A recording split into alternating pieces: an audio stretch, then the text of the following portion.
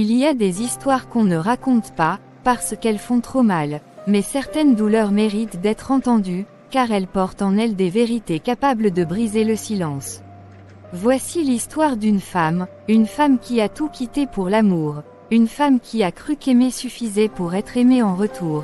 Elle s'appelait Elsie, et son nom, bientôt, allait rimer non pas avec bonheur, mais avec rejet, humiliation, et larmes. On dit que l'amour supporte tout, mais que devient une femme quand son amour devient sa prison? Quand sa maison devient un tombeau, et son mari, son bourreau. Ce n'est pas seulement l'histoire d'Elsie, c'est l'histoire de toutes ces femmes qui ont aimé trop fort, donné trop vite, et perdu trop tôt. Mais c'est aussi l'histoire d'une renaissance, car parfois, quand le monde te rejette, c'est le ciel qui t'élève. Tu sembles fatiguée, Elsie. Ça fait des jours que je veux t'appeler, mais tu disparais tout le temps. Dis-moi, comment tu tiens? Je tiens, parce que je l'aime, Sarah. Tu sais, j'ai choisi de tout donner pour lui. Quand j'ai épousé Daniel, je me suis dit, je serai sa force, même si je dois oublier la mienne. Et ta famille? Tu les as presque effacés de ta vie depuis ce mariage. Tu crois qu'ils n'en souffrent pas? Je sais qu'ils m'en veulent, mais c'était ma façon à moi de prouver à Daniel que je lui appartenais, totalement. Il disait souvent que certaines femmes se marient mais gardent encore un pied dans leur passé. Moi, je voulais être différente. Je voulais qu'il sente que je n'avais plus que lui. Et lui, est-ce qu'il t'a donné la même chose en retour? Je croyais, au début, oui. Il me regardait comme si j'étais la seule femme au monde. J'avais l'impression que mes sacrifices avaient un sens. Mais plus le temps passe, plus j'ai l'impression d'être invisible. Invisible, toi, Elsie, tu as donné ton cœur, ton énergie, ta jeunesse, et il ne le voit même plus? C'est ça, le pire, Sarah. Quand on aime vraiment, on accepte de se taire, de plier, de souffrir même. Je me disais, un jour, il verra. Mais plus j'attends ce jour, plus j'ai peur qu'il ne vienne jamais. Tu ne peux pas continuer comme ça. Un mariage, ce n'est pas une croix qu'on porte seule. Alors dis-moi, Sarah, qu'est-ce qu'on fait quand on a tout donné, et qu'on a l'impression de n'être plus qu'une ombre dans sa propre maison? Elsie, je t'ai toujours dit que je voulais ton bien. Mais aujourd'hui, je dois être honnête avec toi. Tu n'es pas ce que j'espérais pour mon fils. Maman Claire, j'ai fait de mon mieux. Chaque jour, je me lève avec un seul désir, rendre Daniel heureux. Je sais que je ne suis pas parfaite, mais je vous assure, mon cœur est sincère. Un cœur sincère ne suffit pas. Mon fils a besoin d'une femme qui lui donne un héritier, une descendance, une stabilité. Or, 3 ans, Elsie. 3 ans, et toujours rien. Tu crois que les gens ne parlent pas? Tu crois que moi, je ne ressens pas cette honte quand on me demande. Alors, où sont les petits-enfants? Ce n'est pas moi qui décide de la vie, maman Claire. Je prie chaque jour pour que Dieu nous accorde un enfant, mais est-ce ma faute si cela tarde? Tu pries, et tu crois que les prières remplacent les faits. Dans notre société, une femme se définit par ce qu'elle apporte à la maison. Et jusqu'ici, que m'as-tu apporté, toi? Je vous ai apporté mon respect, mon obéissance, et mon amour pour votre fils. Est-ce si peu de choses? Ce n'est pas assez. Tu crois que je ne vois pas? Mon fils dépérit. Il sourit de moins en moins. Et toi, tu crois qu'il va rester là, à vieillir avec une femme qui ne lui donne rien? Si vous pensez que je ne lui donne rien, alors peut-être que vous ne savez pas ce qu'est aimer, car j'ai mis ma vie entière entre ses mains. Eh bien, garde cette énergie pour toi, Elsie. Parce que tôt ou tard, mon fils ouvrira les yeux, et le jour où il le fera, je serai là pour lui rappeler qu'il mérite mieux. Tu rentres tard, j'avais préparé le dîner, j'espérais qu'on mange ensemble, comme avant. Je t'ai dit que j'avais beaucoup de travail, Elsie. Ne commence pas avec tes remarques.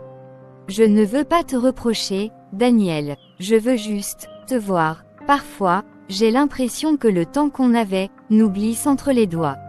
Et tu crois que c'est facile pour moi?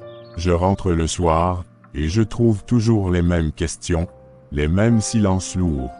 Tu parles de temps qui glisse, mais qu'est-ce qu'on construit, Nous. 3 ans, Elsie, 3 ans, et qu'est-ce que tu m'as donné? Je t'ai donné mon cœur, ma fidélité, ma vie entière, tu es tout pour moi, Daniel. Mais si tu ne vois pas ça, dis-moi, que veux-tu vraiment? Je veux un enfant. Je veux sentir que mon nom ne s'éteindra pas avec moi. Et chaque jour qui passe sans cet espoir, c'est un poids qui m'étouffe. Et moi alors, est-ce que je ne compte que parce que je ne peux pas encore te donner? Est-ce que l'amour que j'ai pour toi est si petit à tes yeux? L'amour ne suffit pas toujours, Elsie. Tu sais, Elsie, hier, à la réunion de famille, tout le monde a fini par poser la question que tu redoutes. Alors, toujours pas d'enfant? Voilà ce qu'ils m'ont demandé. Et, qu'avez-vous répondu? J'ai répondu la vérité. Que certaines femmes sont des arbres fertiles, et d'autres des arbres secs. Tu aurais dû voir leur visage, certains ont eu pitié, d'autres ont ri. Mais tous ont compris. Pourquoi me réduire à ça? Est-ce que je ne suis qu'un ventre pour vous? Est-ce que mes sacrifices, mon amour pour votre fils, ne comptent donc pour rien? L'amour ne se transmet pas, Elsie. Un nom, une descendance, voilà ce qui reste. Et crois-moi, aucun homme ne supporte longtemps d'être la risée de sa famille. Alors vous préférez me voir humilié, plutôt que me voir espérer. Je préfère voir mon fils libéré. Et le jour viendra où même lui cessera de défendre l'indéfendable. Tu allais te retirer, mon fils. Dis-moi, c'est le travail. Ou bien, c'est ta femme. Maman. Je ne sais plus quoi penser. Elsie, elle prie, elle espère, elle dit que le temps apportera un enfant. Mais 3 ans, maman. 3 ans et toujours rien. 3 ans de vide. Et tu crois que tu as encore ce luxe d'attendre. Pendant ce temps, tes cousins font des héritiers, et toi, tu deviens la risée. Je l'aime encore, maman. Mais parfois, je me demande si je n'ai pas fait un mauvais choix. L'amour est une belle chose, mais l'amour ne fait pas pousser des enfants. Tu portes mon nom, Daniel. Notre lignée. Et ce nom a besoin d'un héritier. Sinon, quand tu seras parti, que restera-t-il de toi? Que veux-tu que je fasse? Je ne peux pas la jeter dehors comme une étrangère. Si elle ne te donne rien, alors elle est déjà une étrangère. Tu dois penser à ton avenir, pas à ses larmes. Un jour, tu me remercieras de t'avoir ouvert les yeux. Daniel, depuis quelque temps tu m'évites, quand je te parle, tu sembles ailleurs. Est-ce que ta mère t'a encore dit quelque chose? Elle n'a fait que dire la vérité. Et je crois que je dois arrêter de fuir cette vérité. La vérité? Quelle vérité? Que je suis une femme sans valeur parce que je n'ai pas encore porté d'enfant. Tu crois que je ne souffre pas? Moi aussi. Tu crois que je ne sens pas les regards, les murmures derrière mon dos? 3 ans, Elsie, 3 ans de mariage, et toujours une maison vide. Daniel, ce n'est pas moi qui ferme le ciel. Chaque jour je prie, chaque nuit je pleure. Est-ce que tu penses que je ne veux pas, moi aussi, entendre des pas d'enfants dans cette maison? Alors à quoi sers-tu, Elsie? À quoi sert une femme, si elle ne donne rien? Je t'ai donné ma jeunesse, ma fidélité, mes rêves, ma vie entière. Et toi, tu oses me demander à quoi je sers? Oui, parce que l'amour seul ne suffit pas.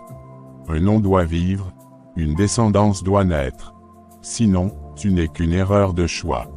Alors c'est ça que tu penses? Que je suis une erreur? Non, Daniel, je ne suis pas stérile, c'est ton cœur qui l'est devenu. Tu ne vois plus rien, sauf l'ombre de ce qu'on n'a pas. Garde tes grands mots. Les mots ne remplissent pas un berceau vide.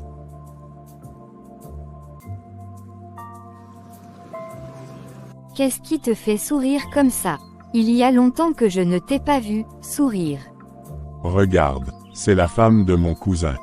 Elle vient d'accoucher de son 2e enfant, à peine 2 ans après le premier. Quelle bénédiction, hein? Oui, c'est une belle nouvelle, Dieu leur a fait grâce.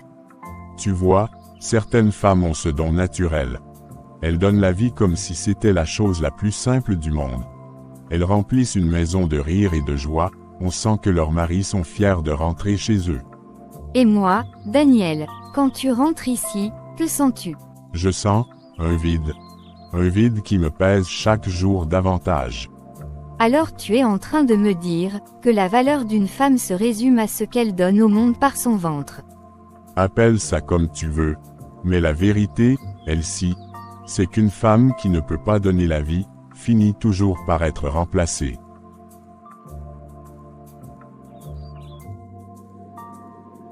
Daniel, tu dors. Pas encore, mais j'aimerais bien. Tu te souviens, au début, on parlait des heures, même la nuit.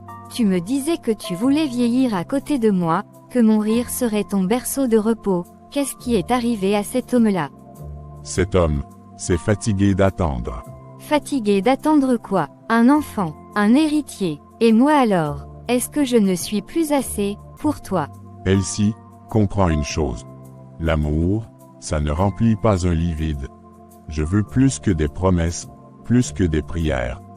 Et si tu ne peux pas me donner ça, alors que reste-t-il?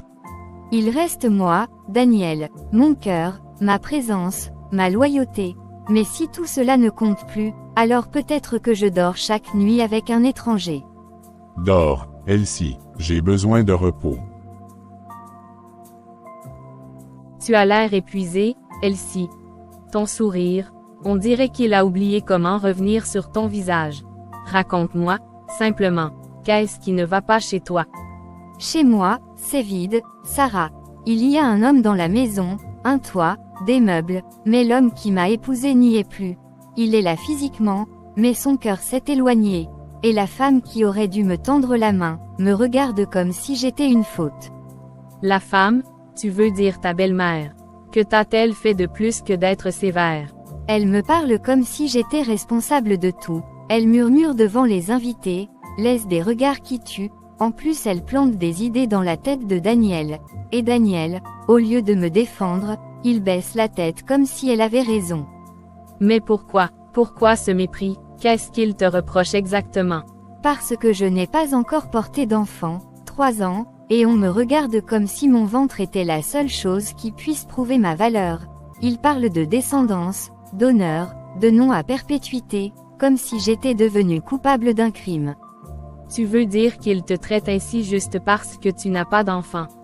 Qu'il te punisse et t'humilie pour quelque chose qui n'est pas de ton ressort? Oui, ils font croire que je suis la cause du silence de la maison. Ma belle-mère me l'a dit en face, plus d'une fois à mi-mot. Et Daniel, il a fini par répéter ce qu'on lui a soufflé. Il me regarde désormais comme si j'étais un échec. C'est monstrueux. Ils te rendent coupable d'un mal qui n'est pas le tien. Personne n'a le droit de t'écraser parce qu'un enfant ne vient pas. Qui sont-ils pour décider de ta valeur? Je sais que c'est injuste. Je prie, j'espère, je garde la foi. Mais chaque regard, chaque phrase piquante me ronge. La nuit, j'ai l'impression d'être une étrangère dans la maison que j'ai aimée. Écoute-moi bien. Tu n'es pas seul. Ce qu'ils te font n'annule pas ta valeur. Ils confondent un désir, celui d'avoir un enfant, avec la mesure d'une femme. Et c'est lâche. Parfois je me demande si je n'ai pas tout sacrifié pour rien. Si aimer autant était une faute. Non, aimer n'est pas une faute. Mais se taire devant l'injustice, ça peut l'être. Tu dois savoir que je te vois, Elsie. Je sais maintenant pourquoi tu souffres. Et je ne te laisserai pas tomber. Si tu veux qu'on parle, qu'on hurle, qu'on prie ensemble, je suis là. Merci, Sarah. Parfois je me sens si petite, entendre quelqu'un dire la vérité change tout. Alors commence par laisser ta voix sortir. On ira ensemble quand il faudra. Tu n'as pas à porter leur jugement en silence. Daniel, il est tard, pourquoi tu sors encore? On pourrait rester ensemble, juste une soirée. Je n'ai pas à me justifier. J'ai besoin d'air, c'est tout. Besoin d'air, ou besoin d'échapper à moi? Dis-moi la vérité, Daniel. Suis-je devenu ce poids que tu veux fuir? Elsie, arrête. Chaque fois que j'entre ici, tu m'accueilles avec tes reproches, tes regards, tes attentes. Tu m'étouffes. Je ne veux pas t'étouffer, je veux juste te garder, parce que j'ai l'impression que chaque fois que tu franchis cette porte, tu pars un peu plus loin de moi. Peut-être que c'est vrai. Alors reste, juste ce soir, Daniel, ne me laisse pas encore seul dans ce silence. Bonne nuit, Elsie. Elsie, arrête. Range ces affaires, ça ne sert à rien.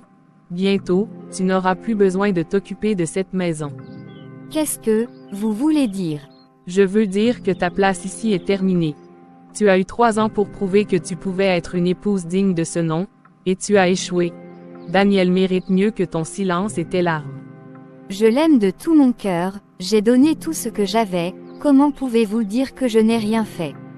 Parce que l'amour qui n'apporte ni joie, ni descendance, n'est qu'un fardeau.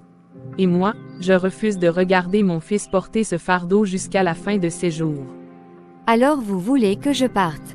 Dites-le clairement. Oui, pars, avant que Daniel ne le fasse lui-même.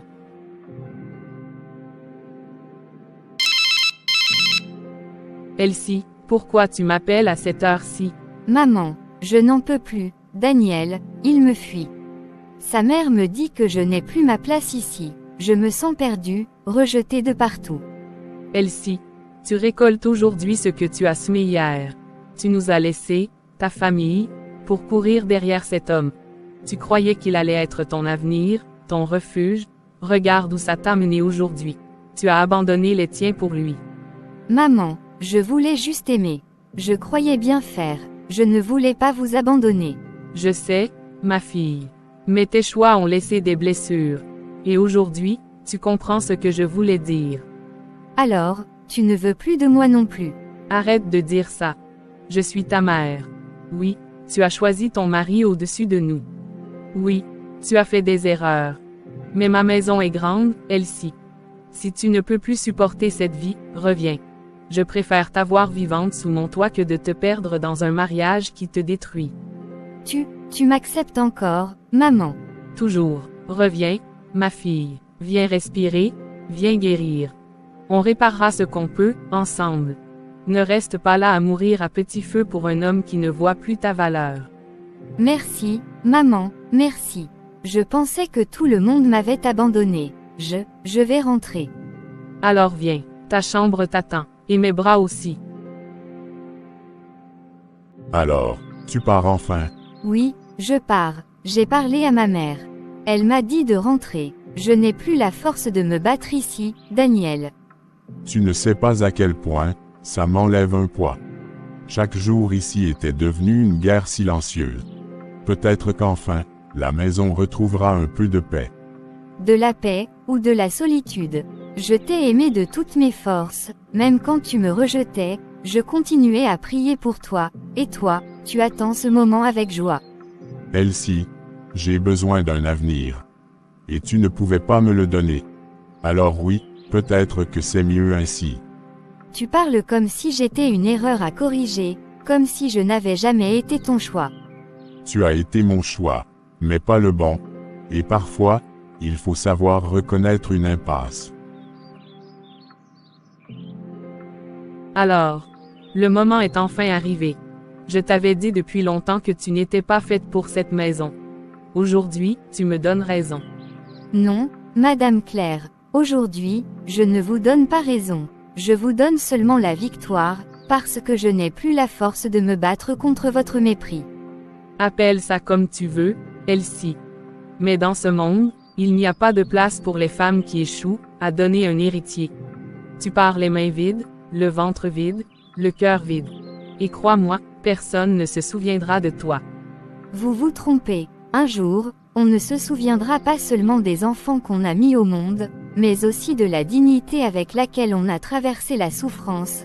Et de ça, Madame Claire, je n'ai pas honte. De la dignité, tu pars chasser de chez toi. Où vois-tu la dignité là-dedans? Dans le fait de partir debout, et non pas détruite par vos paroles, vous pouvez jubiler aujourd'hui, mais sachez-le, un jour, le mépris que vous m'avez donné vous reviendra. Te voilà donc. La princesse qui avait choisi son royaume, et qui revient, brisée, demander l'abri qu'elle avait méprisé. Maman, je sais, j'ai choisi Daniel, j'ai cru qu'il serait ma maison, j'ai eu tort, et j'ai perdu, mais je n'avais plus d'autre endroit où aller. Tu nous as laissés comme si on ne comptait pas. Tu as couru après l'amour, et voilà où l'amour t'a laissé. Dehors, avec une valise. Tu comprends maintenant pourquoi je t'avais mise en garde. Oui, je comprends. Et je ne viens pas pour réclamer, ni pour imposer. Je viens seulement pour demander pardon, et un peu de paix. Maman, si tu me fermes cette porte, je n'aurai vraiment plus rien. Tu m'as fait mal, Elsie. Mais je reste ta mère. Et ma maison sera toujours la tienne. Rentre. Pose ta valise. Ici, tu ne manqueras pas d'un toit. Maman, merci. Je te promets, je ne referai plus l'erreur de croire qu'un homme vaut plus que ma propre famille. Ne promets rien. Repose-toi d'abord. Guéris ton cœur. Ensuite, on parlera de l'avenir. Seigneur, est-ce que tu m'entends encore?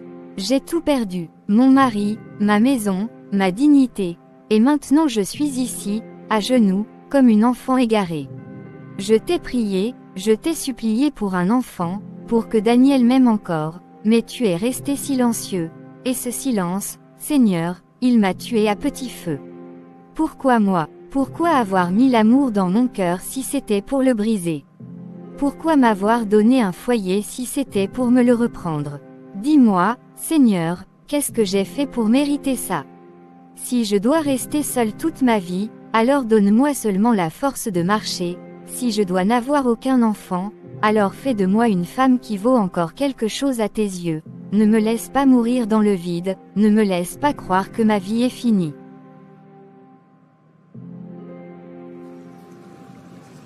Tiens, Madame Daniel. Ou plutôt, l'ex-Madame Daniel. Alors, on est revenu au point de départ. Bonsoir, Nadia. Oui, je suis revenue. Revenu, ou plutôt, descendu. Tu croyais être différente de nous, hein? Les belles robes, les photos, les fêtes, et regarde-toi aujourd'hui. On est toutes pareilles quand les hommes nous jettent. Nadia, je ne veux pas discuter de ça. Justement, parlons-en. Tu n'as plus de mari, plus de maison, et bientôt tu n'auras plus rien dans ton assiette. Alors écoute, arrête de faire semblant d'être une sainte. Il y a des hommes prêts à payer cher juste pour t'avoir une nuit. Tu pourrais remplir ton frigo en un seul soir. Et en échange, je vendrai ce qu'il me reste de moi.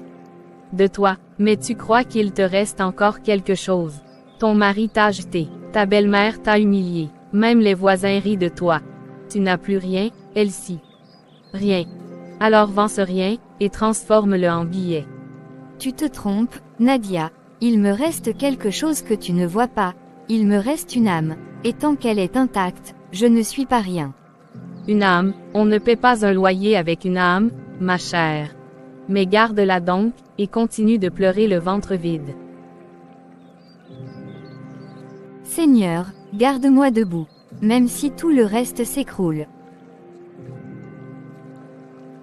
Tu es pâle, Elsie. Même ton silence crie. Qu'est-ce qui t'arrive? Sarah, aujourd'hui, on m'a dit que je devrais vendre ce qu'il me reste, pour survivre, comme si mon corps pouvait devenir une monnaie d'échange, tu imagines. Après tout ce que j'ai perdu, on veut aussi que je perde mon âme. Non, Elsie, écoute-moi. Tu n'as pas à descendre si bas. Tu n'es pas une marchandise, tu n'es pas une proie, tu es une femme. Tu es mon ami, tu es un être humain qui mérite respect. Mais parfois, je me demande si ma dignité peut encore me nourrir. Tout le monde me rejette, Sarah, et Dieu lui-même, reste silencieux. Dieu n'est pas silencieux, Elsie. Tu crois qu'il ne t'entend pas, mais moi je suis certaine que tes larmes parlent plus fort que tes mots. Un jour, tu verras. Ce rejet, ce mépris, ne seront pas ta tombe, mais ton tremplin. Tu parles avec une foi que je n'ai plus, alors, crois pour moi, Sarah, parce que moi, je me sens vide. Alors je croirai pour deux, et jusqu'à ce que ta lumière revienne, je serai ton bouclier. Mais promets-moi une chose, ne laisse jamais leurs paroles devenir ta vérité.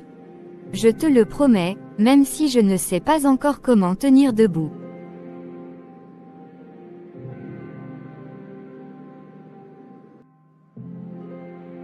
Seigneur, je n'ai plus rien, plus de mari, plus de maison, plus de regards qui me voient, et même ma propre valeur, je ne la trouve plus. J'ai crié dans mes prières, j'ai attendu, mais tout ce que j'ai entendu, c'est ton silence. Pourquoi? Pourquoi moi? Pourquoi me laisser tomber si bas, alors que je t'ai donné tout mon cœur? Si je suis condamné à rester seul, alors prends-moi, mais si ma vie a encore une raison, montre-la-moi. Parce que je n'ai plus de force, et je ne peux plus marcher seul.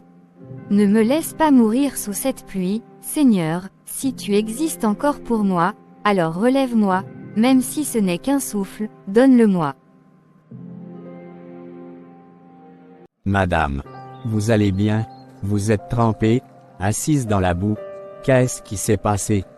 Laissez-moi, je n'ai besoin de rien, je suis fatigué d'expliquer ma misère à des inconnus. Je ne veux pas connaître vos secrets. Je veux juste m'assurer que vous n'allez pas mourir seul, ici, dans cette rue. Vous méritez mieux que ce sol froid. Mieux, tout le monde me dit que je ne vaux plus rien, alors laissez-moi rester où je suis, là où on laisse les choses qu'on ne veut plus.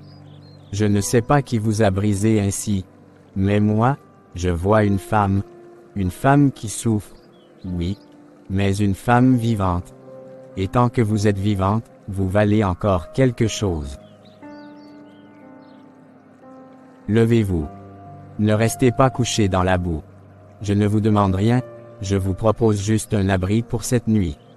Et si je refuse? Alors je resterai là, assis à côté de vous, jusqu'au matin. Mais je ne vous laisserai pas seul. Pourquoi faites-vous ça? Vous ne me connaissez pas, vous auriez pu passer votre chemin, et pourtant vous m'avez tendu la main.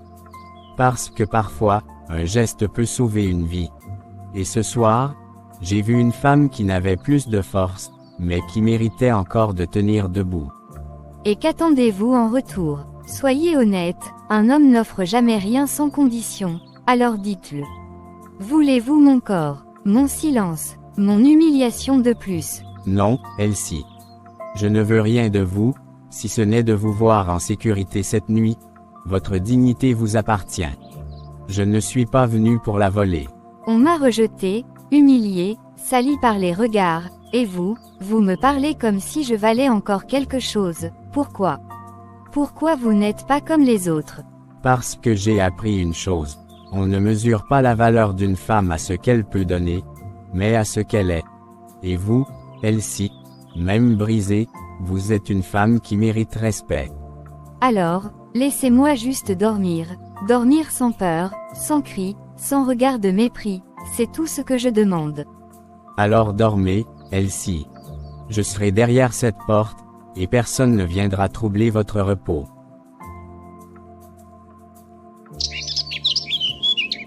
Pourquoi me donner cet argent?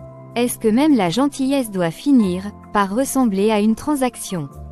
Tu as bien dormi. Oui, mais je ne peux pas garder ça. Tu en auras besoin.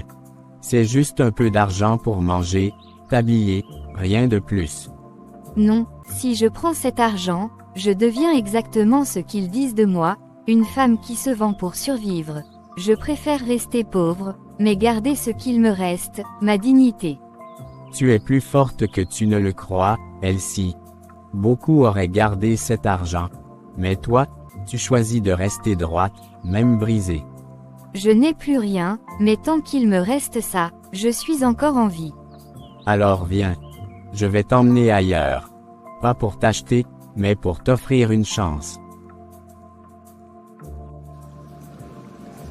Elsie, je vais être direct. Je ne suis pas tombé sur toi par hasard. Je crois que parfois, Dieu nous place sur le chemin de certaines personnes. Vous parlez comme un homme d'église, mais vous êtes qui, vraiment? Je ne suis ni pasteur, ni prophète. Je dirige une fondation humanitaire. On aide les femmes rejetées, celles qui ont été brisées par la vie, comme toi. Comme moi, et c'est quoi? Vous voulez faire de moi votre prochain projet de charité? Pas un projet. Une collaboratrice. Quoi? Je ne veux pas seulement te donner un toit ou de l'argent. Je veux t'offrir une place. Dans ma fondation, il y a toujours besoin de gens qui comprennent la douleur, pas seulement en théorie, mais dans leur chair. Et toi, Elsie, tu sais ce que c'est d'être rejeté, Tu pourrais transformer cette blessure en force. Tu ne comprends pas, je n'ai plus confiance en moi. Je suis un débris, Jude. Un débris qu'on a jeté, comment un débris peut-il aider quelqu'un? Un vase fêlé laisse passer la lumière mieux qu'un vase intact. Ta douleur, Elsie, si tu l'acceptes, deviendra ton arme pour sauver d'autres vies. Et, si j'échoue encore? Alors tu te relèveras encore. Mais cette fois, tu ne seras pas seul.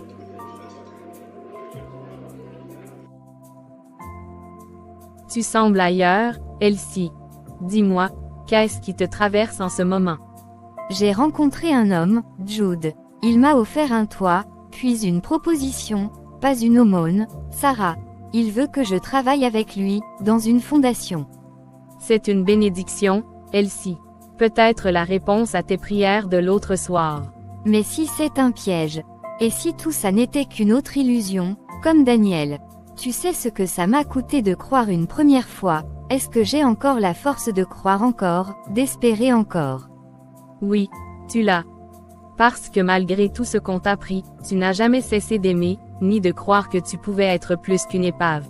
Sinon, tu ne serais pas ici, assise devant moi, à te demander si tu dois tenter à nouveau. J'ai peur, Sarah, peur de me relever, et de retomber encore plus bas.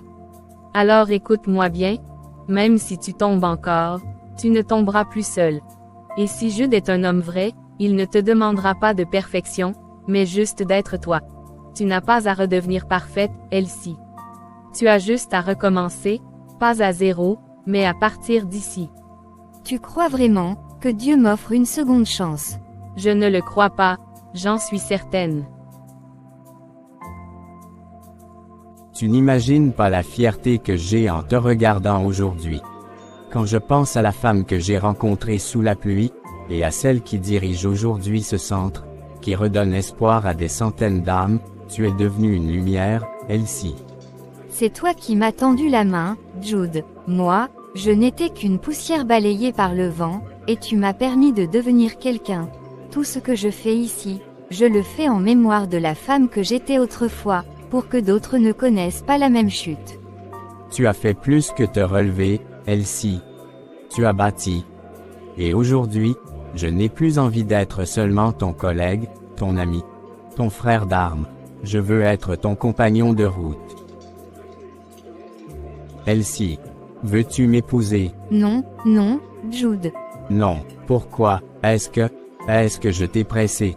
Tu ne comprends pas, j'ai déjà donné mon cœur une fois, et il a été piétiné. Je sais ce que c'est de se réveiller un matin, et de se retrouver seul, rejeté, vidé. Je ne supporterai pas, je ne survivrai pas, si cela m'arrive encore. Elsie, je ne suis pas Daniel. Je ne suis pas ton passé. Je ne te promets pas un chemin sans tempête, mais je te promets de rester, même sous la pluie. J'ai peur, Jude, peur d'aimer encore, peur de perdre encore, alors je préfère rester seul, plutôt que de risquer de revivre cet enfer. Je comprends. Je ne te forcerai pas, mais sache une chose. Ma porte restera ouverte. Pas seulement celle de la fondation, mais celle de mon cœur. Maman, elle est partie. Partie, de qui parles-tu? Ma femme, celle que j'ai épousée après Elsie. Elle m'a quitté. Comment ça, quitter? Qu'est-ce que tu racontes? Elle a découvert la vérité, maman, que ce n'était pas Elsie le problème, mais moi. C'est moi qui ne peux pas avoir d'enfant. Toutes ces années, je l'ai accusée, humiliée, rejetée, alors que c'était moi, le stérile. Moi, l'homme incapable. Et cette fois, ce n'est pas moi qui ai jeté une femme, c'est elle qui m'a jeté comme un chien, en me disant que je ne servais à rien. Alors, tout ce que j'ai dit à Elsie, toutes les humiliations, c'était faux. Faux, c'était pire que faux, c'était un crime, maman. On l'a détruite, pour rien. On l'a chassée, alors qu'elle n'avait commis aucune faute.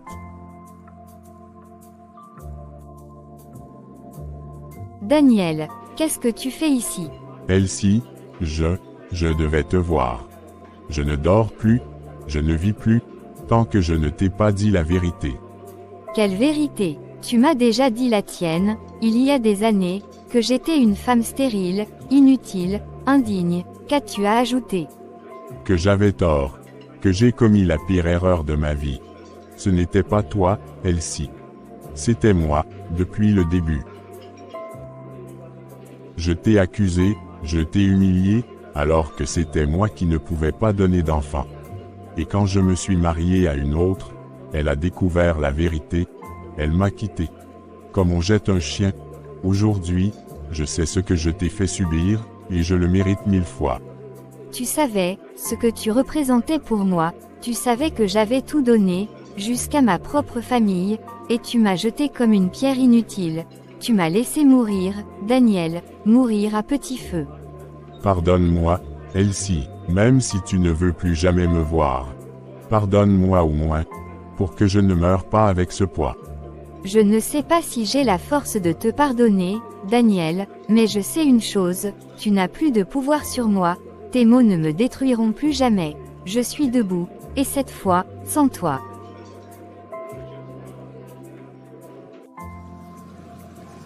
Merci, tu as toujours su quand je n'avais pas de mots, Jude. Tu n'as pas besoin de mots avec moi. Ton silence parle assez fort. Aujourd'hui, j'ai vu Daniel. Il est venu m'avouer ce que j'ai toujours rêvé d'entendre, mais trop tard. Il m'a dit que c'était lui, le problème, pas moi, et tu sais ce que j'ai ressenti. Pas de joie, pas de triomphe, juste, une paix étrange, parce que j'ai compris que je n'avais plus besoin de cette vérité pour exister.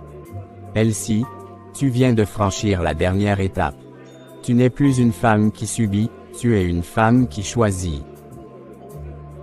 Je ne te demande pas de m'aimer sans peur, je te demande de m'aimer malgré la peur. De me laisser être l'homme qui marchera avec toi, pas devant toi, pas derrière toi, mais à tes côtés. Elsie, veux-tu m'épouser? Oui, oui, Jude, parce que cette fois, je choisis d'aimer.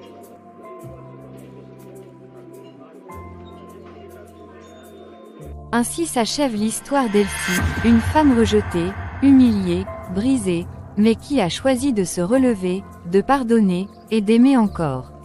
Elle avait perdu une maison, et trouvé une mission, perdu un mari, et trouvé un compagnon, perdu l'illusion d'un amour humain parfait, mais découvert la force d'un amour divin qui relève l'âme.